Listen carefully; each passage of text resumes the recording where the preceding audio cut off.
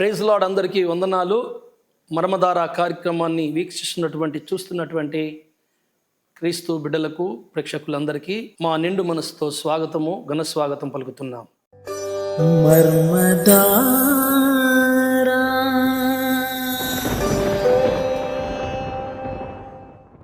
నేటి మన ధ్యానం కొరకు మత్తయి సువార్త 3వ అధ్యాయము 16వ వచనము ఒకసారి చదువుకుందాం.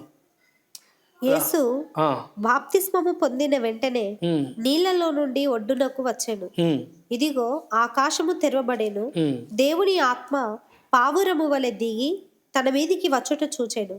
మరియు ఇదిగో ఈయనే నా ప్రియ కుమారుడు, ఈయన యందు నేను ఆనందించుచున్నానని ఒక శబ్దము ఆకాశము నుండి వచ్చెను. దేవుని పిల్లలారా, ఈ ప్రపంచములో రకరకాల విభిన్నమైన బోధలు ప్రవేశించాయి. బైబిలు ఒక్కటే, కానీ బోధలు వేల అబద్ధపు బోధలు, నిజాలు, సత్యాలు, కొన్ని అబద్ధాలు, ఎన్నో రకరకాల సిద్ధాంతాలు స్థాపింపబడ్డాయి.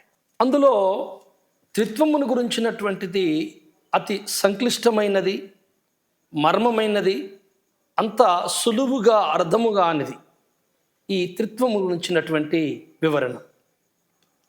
ఇది అనంతమైనది, అంతము లేనటువంటి బోధ. నా జీవితంలో నేను దేవుని దగ్గర నేర్చుకున్నది, నాతో నైనది. నేను చాలా కాలం దీని గురించి బోధిస్తా. ఇప్పటికే యూట్యూబ్లో దాని గురించి చాలా వీడియోలు ఉన్నాయి. నేను త్రిత్వ గురించి చెప్పినవి. ఆసక్తి గలవారు వినవచ్చును. ఇతరులకు షేర్ చేయండి. ఈ పరిచర్యలో మీరు కూడా పాల్గొనవచ్చు. ఆత్మ వివరించిన వాక్య జ్ఞానము, ఆత్మదేవుడు వివరించిన వాక్య జ్ఞానము లేనివాడు సత్య అసత్యాలను, ధర్మ అధర్మాలను, యుక్త విషయ జ్ఞానమును కోల్పోయి తనెవరు కానో అనే సంగతిని తెలుసుకోలేడు. ఎవరు కారో తెలుసుకోలేని వ్యక్తి ఇక దేవుణ్ణి తెలుసుకోవడం అనేది చాలా కష్టం. దేవుడి యొక్క మనస్తత్వం ఎట్లాంటి అంటే, ఆయన అప్పజెప్పిన బోధ, ఆయన అప్పజెప్పినటువంటి ఆజ్ఞలు బట్టి అది ఒక తరములో, ఒక యుగములో ఎంతవరకు దేవుడు ఆజ్ఞాపించాడో ఆ ఆజ్ఞలను వాళ్ళు ఎంతవరకు భయం కలిగి పాటించారు అనే దాని మీద దేవుడు తీర్పు తీరుస్తాడు. ఏ కాలములో ఉన్న వారికి ఎంతవరకు అందుతుంది జ్ఞానం, దాన్ని ఎంతవరకు వాళ్ళు ఇష్టపడ్డారు, ఎంతవరకు తుణీకరించారు. మన కొరకు అనుకూలంగా కాలము రాదు. కాలానికి మనము అనుకూలంగా జీవించాలి. కాలాన్ని ఎవరు బంధించలేరు. అగ్నిని, వాయువును, నీరును ప్రతిదీ బంధించవచ్చునేమో కానీ కాలముని ఎవరు బంధించలేరు. ఈ కాలములో సంచరిస్తున్నటువంటి ఆయా కాలాలలో ఉన్నటువంటి వ్యక్తులు దేవుడిచ్చిన ఆజ్ఞల ప్రకారంగా బ్రతికి వాళ్ళు ధన్యులయ్యారు. ఒక గురి, గమ్యము, ఒక పునాది లేనటువంటి జీవితమే కానీ అది భక్తే కానీ, చిరునామ లేని ఒక ఉత్తరము లాంటిది, దారము తెగిపోయిన గాలిపటము లాంటిది. అది ఎక్కడ రాలుతుందో, ఏమవుతుందో, ఎటు వెళ్తాడో గురి లేని జీవితము, గమ్యము తెలవని భక్తి ప్రయాణం. కనుక ఒక గమ్యము, గురి కావాలి అంటే పరిశుద్ధాత్మ ప్రేరేపణ తప్పకుండా ఆ భక్తునికి ఉండాలి. పరిశుద్ధాత్మ జ్ఞానము అందరికీ ఉండదని బైబిల్లో రాయబడిన, దేవుని గురించిన జ్ఞానము అందరికీ లేదు అన్నాడు పౌలయ్య. దేవుని గురించిన జ్ఞానం ఏంటంటే ప్రత్యక్షత. ఇవాళ సాయంకాలం ఒకటి బోధించా మీకు నేను. నైటు అది తప్పని వాక్యం నన్ను గద్దించినా, పరిశుద్ధాత్మ దేవుడు చెప్పినా, నా మనస్సాక్షులు గద్దించినా సరే, ఆ నైటు ఆ బోధ మార్చుకొని మళ్ళీ ఉదయాన్నే నేను నైట్ ఇలా చెప్పానండి, తప్పు అయిపోయింది, నాకు దేవుడు చూపించాడు అని మార్చుకునేటువంటి ఒక పవిత్రమైన మనస్సు. ఇట్టి మనస్సు ఏ భక్తునిలో ఉంటుందో వాడు సత్యముని గ్రహిస్తాడు. ఇప్పుడు మనం చదివిన లేఖన భాగములో యేసు ప్రభుల వారు, అనగా పరమాత్ముడైన దేవుడు, త్రిత్వదేవుడు, అనాదిగా త్రిత్వముగా ఉంటున్న ఆ పరమజ్యోతి మరో త్రిత్వముగా విభజింపబడి ఈ సృష్టిలోకి వచ్చి ఈ సృష్టిని చేసి, ఈ సృష్టికి దేవుడు పరిచయం కావాలనుకున్నాడు. ముగ్గురు వ్యక్తులమై ఉన్న మన సంగతి ఎలా చెప్పాలి సృష్టికి? మీ ముగ్గురము సమానమై ఉన్న త్రిత్వమని వీళ్ళకి ఎలా అర్థం కావాలి అని ఒక పేరు నామకరణం చేసుకున్నాడు దేవుడు. అదే తండ్రి, కుమార, పరిశుద్ధాత్మ. ఈ నామముననే సృష్టికి నేను పరిచయం కావాలి అనుకున్నాడు. దేవుడు అనంతుడు, ఆయనకు అసలు ఏ పేరు అవసరం లేదు. అందుకే మోషతో అంటాడు, నేను ఉన్నవాడను అనువాడను. అది పేరు కాదు, ఆయన ఉనికిని తెలియపరుస్తున్న ఒక ప్రత్యేకమైన పలుకు. ఇది మీ అందరికీ తెలుసు. కనుక త్రిత్వమైన దేవుడు ఈ లోకంలో నరుడుగా అవతరించి, ఈ నరుడుగా అవతరించినటువంటి ఈ విధానంలో ఆయన నరుడుగానే ప్రవర్తించాలి, సకల జనులకు నేను మాదిరిగా ఉండాలి. కనుక నా దైవత్వాన్ని, నా తండ్రి స్థానాన్ని నేను అందరికీ ఒక నరుడుగానే పరిచయం చేసి, నన్ను నరుడుగానే అనుకుంటారు, కానీ నేను నరుడుగా ఒకవేళ కాకుండా దేవునిగా గట్ట చేస్తున్నట్లు అది అనుకుంటే ప్రమాదము వాటిల్లుతుంది. ఏంటంటే దేవుడు చేయగలడండి, దెబ్బలోర్చుకోగలడు, నేను దేవునికి ఏం కాదు, మాతోనవుతుందా అంటారు. అందుకే నేను నరుడు లాగా ఉండగలిగితే వాళ్ళు చేయలేనివని నేను చేస్తా. అప్పుడు మేము చేయలేనిది మీరు చేశారు, మేము పాటించలేనిది మీరు పాటించారు, కనుక మేము పాటించగలము, మీరు కూడా చేయగలరు అని వాళ్ళకి నేను చెప్పవచ్చు. అందుకే ధర్మశాస్త్రము దేన్ని చేయజాలకపోయిను అని రోమా 8లో ఉంటుంది. అది దేవుడు చేశాను. ఎలా చేశాను? దేవుడే నరుడుగా వచ్చి చేశాను. కనుక అలా త్రిత్వము అయిన దేవుడు ఒక భాగము, ఒక అంశ కుమారుడుగా మరియమ్మ గర్భంలోకి వచ్చి భూమి మీద ఆయన జీవించి, ఆయన 30 సంవత్సరాల వయసులో బాప్తిసం ఇచ్చే యోహాను దగ్గర బాప్తిసం తీసుకున్నాడు. ఆయన అంటాడు, అయ్యా నీ చెప్పులు కూడా ఇప్పడానికి పనికిరాను నేను, మరి మీరు నా చేత బాప్తిసం ఎలా తీసుకుంటారయ్యా అన్నప్పుడు, ఇది నీతి యావత్తు ఇలా కానీ అంట, ఈ లోకానికి నేను నేర్పుటకు, నీతి అనే పునాది వేయుటకు, సత్యమును ధర్మమును స్థాపించుటకు నేను ఈ విధంగా చేయాలి, నువ్వు ఇయ్యు అని తీసుకున్నాడు. ఇక్కడ మనకు అర్థమైపోతుంది ఆయన మానవ దేహంలో ఉన్నప్పుడు మనకు నేర్పించే ఒక గురువై ఉన్నాడని. ఇలాగున బాప్తిసం తీసుకొని ఆయన ఒడ్డుకు వచ్చినప్పుడు నీళ్ళలోకి వెళ్ళి ఆకాశము నుండి ఒక స్వరం వచ్చింది, ఇదిగో ఈయన నా ప్రియ కుమారుడు. ఒక పావురము, పరిశుద్ధాత్ముడు పావుర ఆకారములు అతని మీదకి వచ్చాడని. ఇక్కడ ఆకాశం నుంచి వినపడుతున్న స్వరము తండ్రిది, పరిశుద్ధాత్ముడు పావురం వల్ల దిగొచ్చను, భూమి మీద ఉన్నవాడు కుమారుడైన దేవుడు అని. త్రిత్వము, దేవుడు త్రిత్వమై ఉన్నాడు అంటే ఏకదేవత్వములో 3 వ్యక్తిత్వాలు నమ్మే విధానాన్ని త్రిత్వము అంటున్నాం అని నమ్మే వాళ్ళు అలా బోధించుకుంటారు. అయితే ఈ నమ్ముట్లో మన ప్రపంచంలో త్రిత్వ విషయంలో, దేవుని విషయంలో 4 రకాల సిద్ధాంతాలు. త్రిత్వ విషయంలో దేవుని ఎలా ఉన్నాడు, త్రిత్వమై ఉన్నాడా, ఎలా ఉన్నాడని. ఒకటి, దేవుడు ఒక్కడే.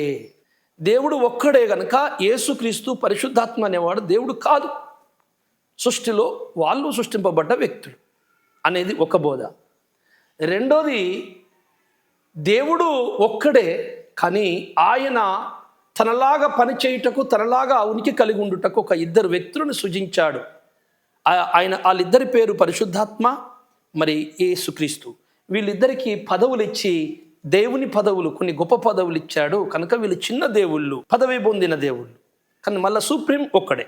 మూడోది ఒక విచిత్రం ఏంటంటే, ఆ ఒక్క దేవుడే తండ్రిగా వచ్చాడు, ఆ ఒక్క దేవుడే కుమారుడుగా వచ్చాడు, ఆయనే తండ్రి.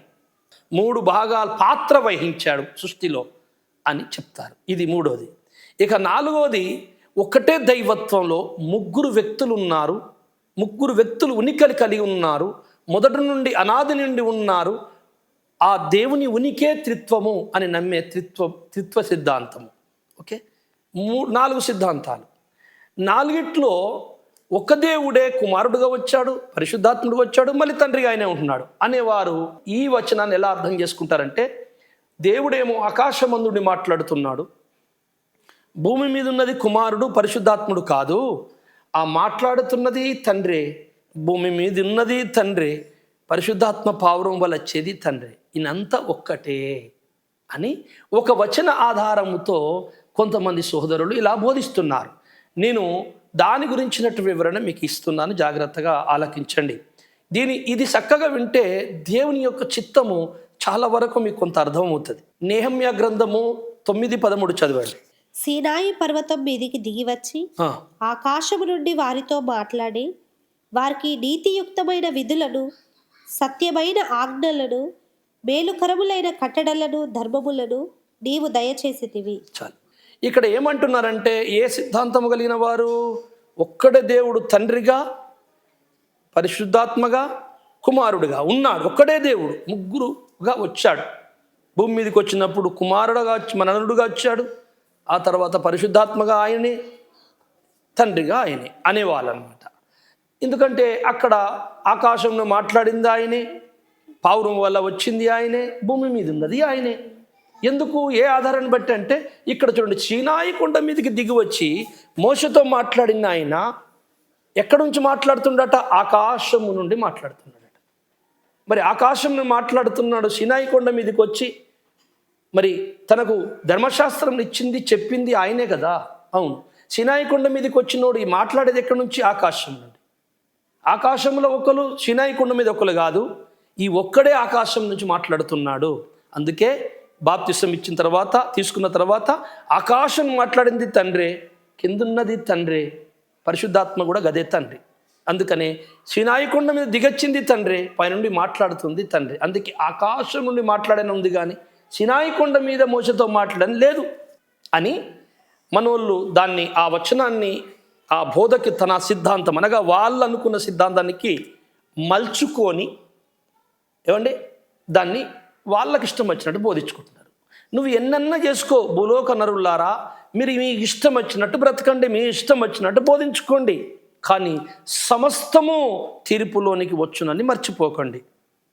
ఎవరు యథార్థంగా మాట్లాడుతున్నారు, ఎవరి హృదయంలో స్వార్థం ఉన్నది, ఎవరు స్వార్థము లేని వాళ్ళు, ఎవరు దేవుని నిజస్థాపన కొరకు తల్లడిల్లుతున్నారు, ఎవరు తనలో తన సిద్ధాంతాన్ని, తన మనసుని గొప్ప చేసుకొని ఆలోచిస్తున్నారు, అన్ని హృదయ రహస్యాలు ఎరిగిన వానికి నిత్యము స్తుతి కలుగునుగాక. కనుక ఇప్పుడు మీకు ఈ ఆకాశం మాట్లాడిన ఆయన, సీనాయి కొండ మీద దిగాచిన ఆయన ఒక్కడేనా, లేక ఇద్దరు ఉన్నారా అనే సంగతి, మరి వాళ్ళు అనుకుంటున్నట్టు ఒక్క దేవుడైనా లేదా అనే విషయం తెలుసుకోవాలంటే అసలు ఈ సీనాయి కొండ మీద ఇచ్చిన ధర్మశాస్త్రం గురించి వీళ్ళకు తెలియదు. చాలా నేర్చుకోవాలి వీళ్ళు. ఇంకా 50 ఏళ్ళు వీళ్ళు బైబిల్ చదివినా రాదు.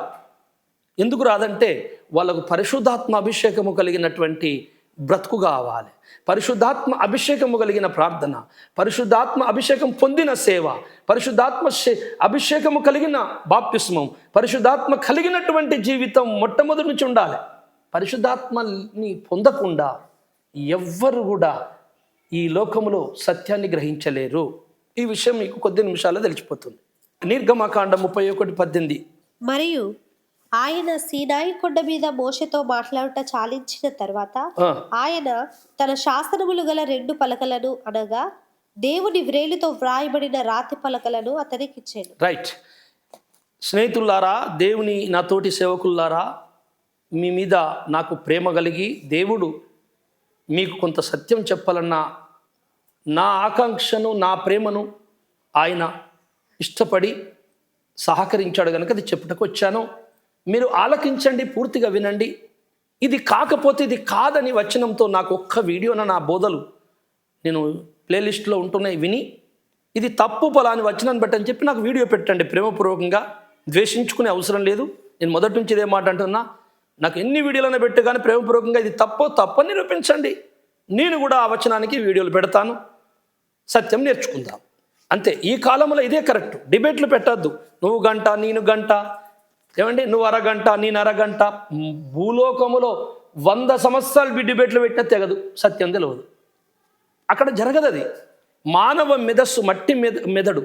దేవుడిచ్చే ప్రత్యక్షత మెల్లిమెల్లిగా అందుకోగలడు. సుమి, ఇది జాగ్రత్తగా మీరు గుర్తుపెట్టుకోవాలి.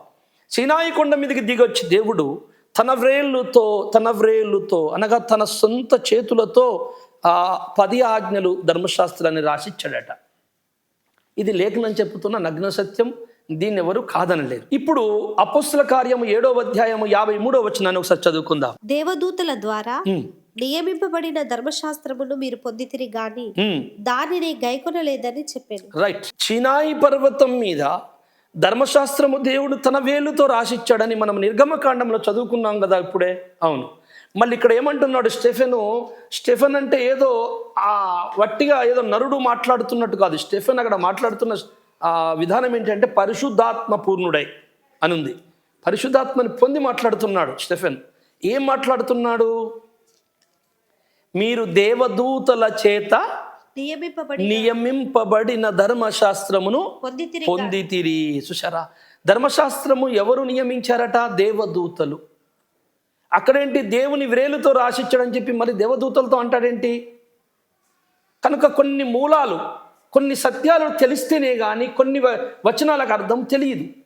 నెహెమ్యా గ్రంథములో ఆ ఆకాశముని మాట్లాడాడు, కొండ మీదకి వచ్చాడన్న సంగతి నీకు తెలియాలంటే దానికి ముందు అనేకమైన దేవుని సిద్ధం తెలుసుకోవాల్సింది నువ్వు. దేవుడి వేలుతో రాసిన తర్వాత దేవదూతల నుంచి నియమించడం ఏంటి? గలతీ 3:19 చదువు. అలాగైతే ధర్మశాస్త్రం ఎందుకు? ఎవరికి ఆ వాగ్దానము చేయబడేనో ఆ సంతానము వచ్చు వరకు అది అతిక్రమములను బట్టి దానికి తర్వాత ఇయ్యబడేను. అది మధ్యవర్తి చేత దేవదూతల ద్వారా నియమింపబడే. రైట్, ఇక్కడ దేవదూతల ద్వారా మధ్యవర్తి చేత. దేవుడు రాసిచ్చాడా? తండ్రి దేవుడు రాసిచ్చాడా? కుమారు దేవుడు రాసిచ్చాడా? పరిశుద్ధాత్ముడు రాసిచ్చాడా? సరే, దేవుడు రాసిచ్చాడా? లేక దేవదూతలు రాసిచ్చారా? లేకపోతే ఇంకెవరైనా మధ్యవర్తులు కూడా రాసిచ్చారా? అక్కడ చూడండి, అది మధ్యవర్తి చేత దేవదూతల ద్వారా. ఈ మాటని మీరు చాలా జాగ్రత్తగా గుర్తుపెట్టుకోండి. మధ్యవర్తి చేత, దేవదూతల ద్వారా. ధర్మశాస్త్రం ఇచ్చింది చూడండి, మధ్యవర్తి చేత, దేవదూతల ద్వారా.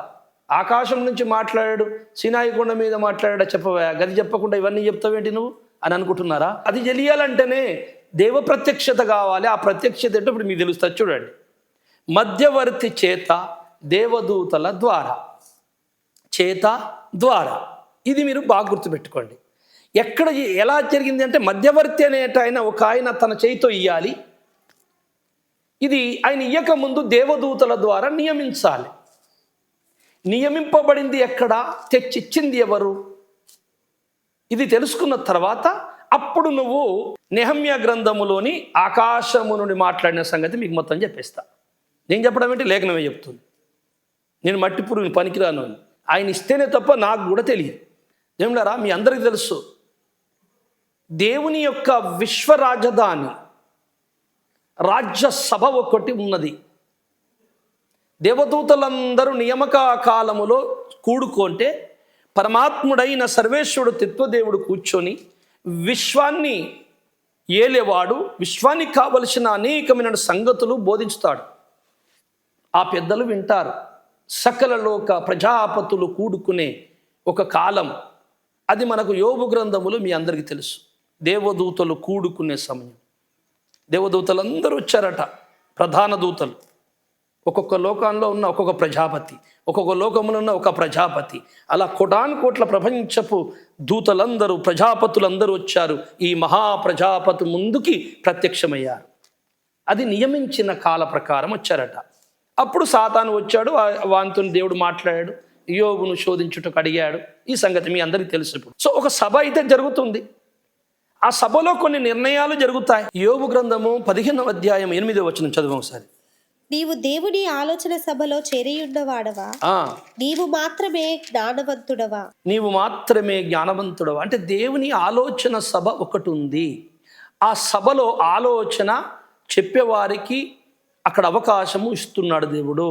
నేను ఒక ప్రతిపాదన చేస్తున్నాను, ఒక సమస్యకు పరిష్కారం నేను మీకు ఇచ్చిన జ్ఞానాన్ని బట్టి, మీరు నా దగ్గర నేర్చుకున్నటువంటి మహాజ్ఞానాన్ని బట్టి, నా ద్వారా సృష్టింపబడ్డ మీ గొప్ప మెదస్సును బట్టి, ఓ దూతల్లారా, నేను ఒక సమస్య మీ ముందు పెడుతున్నాను, మీ యొక్క తెలివితోని ఆ సమస్యకి పరిష్కారం ఎత్తుకండి అని అడుగుతాడట. అడిగినప్పుడు వాళ్ళు ఒక సమస్యకు పరిష్కారం ఒకటి ఎత్తికి అది ఆయన ముందు పెడితే అక్కడ ఆలోచనకర్త, మీకు తెలుసు యెషయా గ్రంథము 9:6 ఉంటుంది. యేసుక్రీస్తు గురించిన ప్రవచనము. మనకు బలవంతుడైన దేవుడు ఆలోచనకర్త ఎవరయ్యా ఆ సభలో అంటే యేసుక్రీస్తు ప్రభుల వారు. ఆయన తీసుకొని, తండ్రి ఇది ఓకే, ఇది అన్ని విషయములో సమంజసమే, బాగానే ఉంది తండ్రి అన్నప్పుడు తండ్రి ముద్ర వేసి సీల్ చేస్తే కుమారుడు తీసుకొచ్చి భూలోకంలో ఇస్తారు. ప్రకటన గ్రంథం 5:5 ఒకసారి చదివితే నేను చెప్పిన ఆ సభలో ఉన్న వ్యక్తులు అందరు కనపడతారు. ఇప్పుడు నేను చెప్పిన వ్యక్తులు. ఆ పెద్దలలో ఒకడు, ఏడవకము, ఇదిగో దావీదుకు చిగురైన యూదాగోత్రపు సింహము 7 ముద్రలను తీసి ఆ గ్రంథమును విప్పుటకై జయము పొందెనని నాతో చెప్పాను. మరియు సింహాసనమునకును ఆ 4 జీవులకును పెద్దలకు మధ్యను వధింపబడినట్లుండిన గొర్రెపిల్ల నిలిచి ఉండుట చూచితిని. ఆ గొర్రెపిల్లకు 7 కొమ్ములు 7 కన్నులు ఉండెను. ఆ కన్నులు భూమి అంతటికి పంపబడిన దేవుని 7 ఆత్మలు. ఆయన వచ్చి సింహాసనమందు ఆసుడై ఉండు వాడి కుడి చేతిలో నుండి ఆ గ్రంథమును తీసుకొనెను. ఆయన దానిని తీసుకొనినప్పుడు ఆ 4 జీవులను వీణెలను ధూప ద్రవ్యములతో నిండిన సువర్ణ పాత్రలను పట్టుకొని ఉన్న ఆ 24 పెద్దలను ఆ గొర్రెపిల్ల ఎదుట సాగిలపడి. రైట్, 24 పెద్దలు ఎప్పటికీ దేవుని సింహాసనం దగ్గర ఉండేవాళ్ళు మీకు తెలుసు. వీళ్ళు దేవునికి, తండ్రైన దేవునికి సాగిలపడమే కాదు, గొర్రెపిల్లైన యేసుక్రీస్తుకు సాగిలపడ్డారు. ఎందుకంటే తండ్రితో సమానుడైన దేవుడు, తండ్రిలోని ఒక భాగము, ఈ విశ్వానికి ఆది సంభూతుడు అనగా ఆదిలో సంభవించిన వాడు. సంభూతుడు, ఆది సంభూతుడు అనగా ఆదిలోనే సంభవించిన మహాపురుషుడైన అని చెప్పి వాళ్ళకు తెలిసినంత మట్టుకు ఆ మహాతండ్రిని, ఆయనను కూడా సాగిలపడ్డారు. అందుకని అక్కడ ఏది జరిగినా ఆ 24 పెద్దలతో డిస్కస్ అవుతుంది. వాళ్ళ పేరు దేవదూతలు. దేవదూతలు వారి చేత రాయింపబడి ఆలోచన చేయబడి ఆ తర్వాత తండ్రి కుమారుడు దాన్ని స్థిరపరిచి అక్కడ డిస్కస్ దేని కొరకత అయిందో అది ఓకే అయిన తర్వాత తండ్రి ఆమోదం ముద్ర వేసిన తర్వాత కుమారుడు దాన్ని పట్టుకొని భూమి మీదకి వచ్చి అందిస్తాడు, లేదా కొంతమంది దేవదూతలతో పంపుతాడు. ఆయన ఇష్టం అది. అందుకే మధ్యవర్తి చేత, ఇప్పుడు మళ్ళీ చదవాలి 3వ అధ్యాయం. అది మధ్యవర్తి చేత దేవదూతల ద్వారా నియమింపబడి. రైట్, మధ్యవర్తి చేతనేమో సీనాయి కొండ మీదకి తీసుకొచ్చి ఇవ్వబడింది. కానీ ఆ ధర్మశాస్త్రాన్ని మరి నియమించింది, ఆలోచన చేసింది, ముందుగా దాన్ని స్థిరపరిచి ఇది ఇలా ఉంటే బాగుంటుంది అని దాన్ని రాసింది మాత్రము 24 పెద్దలు. వాళ్ళ చేత నియమింపబడి మధ్యవర్తి చేత పంపబడింది. ఆ మధ్యవర్తి పేరే యేసుక్రీస్తు. కావాలంటే మీరు తిమోతి రాసిన పత్రిక 2:5 ఉంటుంది మాట చదవండి. దేవుడు ఒక్కడే, దేవునికి నరులకును మధ్యవర్తి ఒక్కడే, ఆయన క్రీస్తు యేసు నరుడు. అది మధ్యవర్తి ఎవరు? యేసుక్రీస్తు నరుడు. మధ్యవర్తి చేత అనగా తీసుకొచ్చింది సీనాయి కొండ మీదకి మధ్యవర్తి యేసుక్రీస్తు ప్రభుల వారు మోషేతో మాట్లాడింది. కానీ నియమించింది దేవదూతలు. సరే, బాగానే ఉన్నది. నెహెమ్యా గ్రంథములో ఆకాశమును మాట్లాడింది కదా, సీనాయి కొండ మీద మాట్లాడలేదు కదా. ఇప్పుడు నేను చెప్పిన సంగతి మీరు గుర్తుపెట్టుకోండి. యేసుక్రీస్తు ప్రభుల వారే తీసుకొచ్చాడు, కానీ ఆ ధర్మశాస్త్రం నియమించింది మాత్రం దేవదూతలు. నెహెమ్యా గ్రంథం కాడికి వద్దాం మళ్ళీ. సీనాయి పర్వతం మీదకి దిగి వచ్చి ఆకాశము నుండి వారితో మాట్లాడి వారికి నీతియుక్తమైన విధులను, సత్యమైన ఆజ్ఞలను, మేలుకరమైన కట్టడలను, ధర్మములను దయచేసితివి. సీనాయి కొండ మీదకి దిగి వచ్చి ఆకాశము నుండి మాట్లాడి, సీనాయి కొండ మీదకి దిగి వచ్చి ఆకాశం నుండి మాట్లాడి. ఇంతవరకు తెలుసుకుంది ఏంది? 24 పెద్దలతో నియమింపబడినటువంటి ధర్మశాస్త్రము మధ్యవర్తి అయిన కుమారుడైన యేసుక్రీస్తు ద్వారా సీనాయి కొండ మీదకి వచ్చింది, తీసుకొచ్చి ఇచ్చాడు. ఇచ్చినప్పుడు సీనాయి కొండ మీద యేసుక్రీస్తు మాట్లాడాలి కదా. ఆకాశం స్వరం ఇట్లా వినబడింది అని, ఆకాశము మీద స్వరం వినబడింది అని చెప్పి ఉంది కదా ఈ గ్రంథములో అని మీరు అనుకుంటున్నారు కదా. దేవులారా, కొన్ని విషయాలని మనము తెలుసుకోవాలంటే కొన్ని విషయాల్ని స్పష్టంగా మనము గుర్తుపట్టాలి.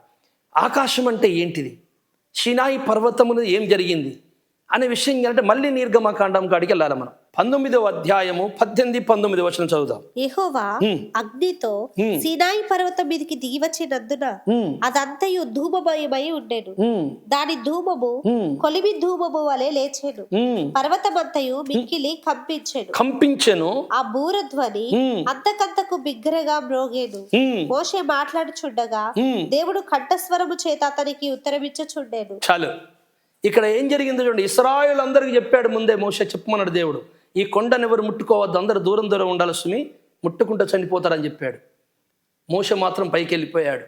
ఇప్పుడు ఏం జరుగుతుంది? ఆకాశము నుండి ధూమము అనగా మేఘం మొత్తము కొండను కప్పుకున్నది. కొండ మొత్తం మేఘముతో కంపబడింది. మోషే మాట్లాడుతున్న ప్రతి మాటకి, అడిగిన ప్రతి మాటకి ఆయన ప్రత్యుత్తరం ఇస్తుంటే దేవులరా రగులుకున్నట్టు ధ్వనిస్తున్నది. ఒక్క సీనాయి కొండ మీద ఓ మనిషో ఒక వ్యక్తి మాట్లాడితే అక్కడే మాట్లాడినట్టు వినబడుతుంది. ఆయన మనిషి కాదు, యెహోవా అని ఉంది అక్కడ చూడండి. సీనాయి కొండ మీదకి యెహోవా దిగి వచ్చి, అంటే యేసుక్రీస్తు ప్రభుల వారు యెహోవా యెహోవా యెహోవా యెహోవా యెహోవా అనగా ఉన్నవాడు, ఈయన ఉన్నవాడే, ఆయన ఉన్నవాడే, త్రిత్వమైన దేవుడు. ఈ మాట మీరు గుర్తుపెట్టుకోండి. అయితే కంపించిపోయి ఏం జరిగిందంటే ఈ సినాయి కొండవును ఆకాశం కలిసిపోయింది మేఘముతో, ఖాళీ లేదు. అంత అగ్ని ధూమము అగ్ని పొగతో నింపుకపోయింది. అసలు ఆకాశం ఏది, సినాయి కొండ ఏది, రెండు కలిసిపోయినాయి ఏంటి అనేటట్టుగా ఉంది. అందుకని ఈ చూస్తున్నటువంటి కిందున్న ఇశ్రాయేలుకి నిమ్మలరా స్వరము దేవుంది అతి భయంకరంగా పడుతుంది, భయపడుతున్నారు. కానీ ఆ స్వరము సీనాయి కొండన ఓ పక్కకు మాట్లాడుతున్నట్టు లేదది, ఆకాశము నుండి ధ్వనిస్తున్నట్టున్నది. కనుక ఆకాశము నుండి ధ్వనిస్తున్నాడు రా దేవుడు అని అనుకుంటున్నారు. అంతటి స్వరాన్ని ధ్వనిని చూసి వాళ్ళు ఆకాశము నుండి దేవుడు మాట్లాడాడు అంటే అర్థమైంది, ఆకాశము భూమి కలిసిపోయింది ధూమముతో. సీనాయి కొండ అంత గొప్ప భీకర స్వరూపుడు అని. ఈ రెండు విషయాలు పూర్తిగా అర్థం కావాలని నెహెమ్యా ఏం చేశాడంటే సీనాయి కొండ మీదకి దిగి వచ్చి ఆకాశము నుండి మాట్లాడి అంటున్నాడు. ఎందుకంటే ఆకాశము భూమి కలిసిపోయింది, ఆ ధ్వనిస్తుంది, అంతటి శబ్దం అది. సీనాయి కొండ మీదనే వినపడుద్దా? కాదు. నరుడా సీనాయి కొండ మీద వినపడడానికి కాదు. ఎందుచేత అంటే తీసుకొచ్చిన వాడు మధ్యవర్తి, దేవదూతల చేత నియమింపబడి మధ్యవర్తి చేత ఇయ్యబడింది. కనుక వచ్చింది యేసుక్రీస్తు యెహోవా వచ్చాడు. కానీ ఆయన మహా అగ్ని స్వరూపంలో వచ్చాడు. ఒక మానవునికి కనపడే నరస్వరూపంలో రాలేదు. ఆయన ధ్వని స్వరమై వింటున్నాడు మోషే. ఆ అగ్నిని మాత్రం చూస్తున్నాడు. అది తట్టుకునే శక్తి, స్వరము తట్టుకొని ఆ అగ్నిని చూడగలిగే శక్తి మోషలో దేవుడు తన పరిశుద్ధాత్మ అగ్ని నింపాడు. కనుక తట్టుకోగలిగాడు, మిగతా వారు తట్టుకోలేదు. కనుక ధ్వనిస్తున్నది ఆకాశమంత స్వరం. అందుకే ఆకాశం నుండి మాట్లాడని రాయబడింది తప్ప నువ్వనుకున్నది దేవుడు ఒక్కడే అవ్వాలని చెప్పి నువ్వు దాన్ని తయారు చేయాలని చెప్పి పరిశుద్ధాత్ముడు తండ్రి ఒక్కడేనండి, అందుకే ఆకాశం నుంచి మాట్లాడుతుంది తండ్రే, భూమి మీద ఉన్నది తండ్రే, అందుకే పరిశుద్ధాత్మ పావురము తండ్రే, పైనుంచి మాట్లాడుతుంది తండ్రే, బాప్తిసం తీసుకున్నది తండ్రే, అంతా ఒక్కడే అని అంటే యేసుక్రీస్తు అట దేవుని మర్మమై ఉన్నాడట. మర్మం అంటే ఏందండి? ఈజీగా అర్థమయ్యేదా? కాదు. ఒక దేవుడే ముగ్గురు వచ్చాడని చెప్తే ఇప్పుడు బాప్తిసం తీసుకునేందుకు అర్థమైపోతుంది. ఓహో ఒక దేవుడే అవతారాలు ఎత్తిండా 3 అని అనుకుంటారు. ఈజీగా అర్థమైపోయింది. ఇంకేముంది ఇక మర్మం? ఒక దేవుడు ఒక్కడే, వీళ్ళిద్దరు నరులు చిన్న దేవుళ్ళు అంటే ఈజీగా అర్థమైపోయింది. ఇక మర్మమేమున్నది? ఒక్క దేవుడే అంటే మర్మమేమున్నది? ఒక్క దేవునిలో త్రిత్వం ఉన్నది, ఆ త్రిత్వము తన ఉనికి అయి ఉన్నది అని తెలుసుకున్నటయే మహామర్మమై ఉన్నది. ఇది మర్మం అని చెప్తూనే ఉన్నాడు దేవుడు. కనుక నా స్నేహితులారా, ఏదో ఆకాశం నుండి మాట్లాడని అనగానే అక్కడ ఏం జరిగిందో తెలియకుండా నువ్వు దేవుణ్ణి ఒక్కడిని చేసేసి కుమారుణ్ణి పరిశుద్ధాత్మ అనేటోడే లేడని చెప్పి నువ్వు తీసి పక్కన పెడితే కుదరది. ఉన్నారు కానీ మళ్ళీ తండ్రి అంటావు. తండ్రి అన్నప్పుడు వాళ్ళిద్దరు వ్యక్తులకి వ్యక్తిత్వాలు ఇయ్యలే. నువ్వు ఇక 3 వ్యక్తులు ఉన్నారు. పరిశుద్ధాత్ముడు ఒక వ్యక్తి, తండ్రి ఒక వ్యక్తి, కుమారుడు ఒక వ్యక్తి. ఈ 3 కలిసిన మహాదైవత్వమే త్రిత్వ దైవత్వం. ఈ విషయాన్ని భవిష్యత్తులో ఇంకా నేను చాలా విషయాలు చెప్తాను. గుర్తుపెట్టుకొని ఈ సత్యాన్ని నేర్చుకొని జీర్ణించుకోవలసిందిగా యేసు నామములో వేడుకుంటున్నాను, ప్రార్థన చేసుకుంటూ. పరిశుద్ధుడా, ఈ యొక్క పాఠాన్ని అందరి హృదయాల్లో ఫలింపజేసి నీకు దగ్గర చేసుకోమని యేసయ్య పేరిట ప్రార్థిస్తున్నాను తండ్రి. ఆమేన్.